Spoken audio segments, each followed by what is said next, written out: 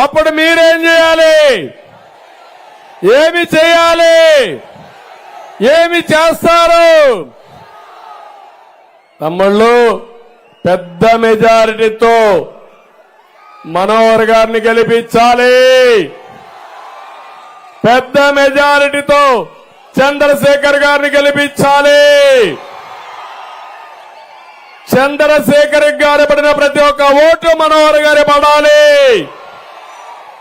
మనోహర్ గారి ప్రతి ఒక్క ఓటు చంద్రశేఖర్ పడాలి.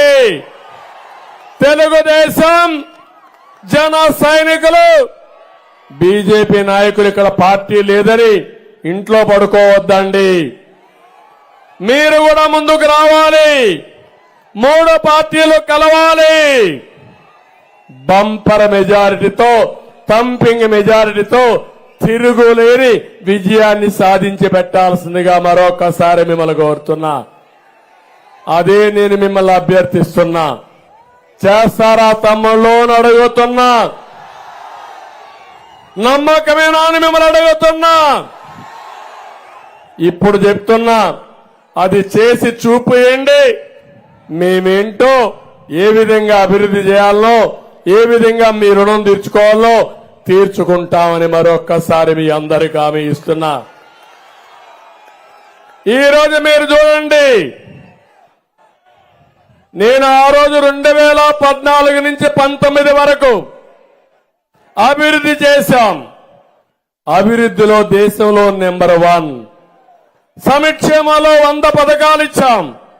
అన్నా క్యాంటీన్ ఇచ్చాం. జ్ఞాపకం ఉంది ఆ తమ్ముళ్ళు అని అడుగుతున్నా. పేదవాడికి 5 రూపాయలకు అన్నం పెడితే సహించలేని మూర్ఖుడు పేదల పెన్నిదంట, పేదల మనిషి అంట. మనిషిరా నువ్వు?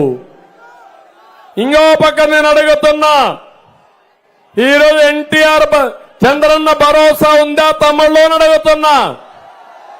ఎవరన్నా చనిపోతే ఇమ్మీడియట్ గా 30,000 రూపాయలు మట్టి ఖర్చులకు ఇచ్చి 5 లక్షల రూపాయలు ఆ కుటుంబాన్ని చాదుకున్న పార్టీ తెలుగుదేశం ప్రభుత్వం. ఆ రోజు అవునా కాదా అని మిమ్మల్ని అడుగుతున్నా.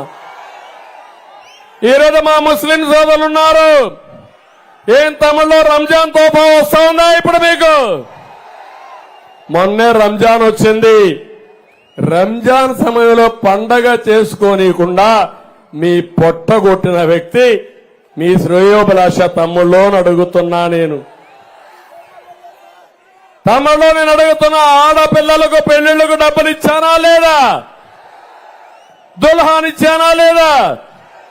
50,000 రూపాయలు ఇచ్చానా లేదా? 36,000 మందికి పెళ్లిళ్లు చేశానా లేదా?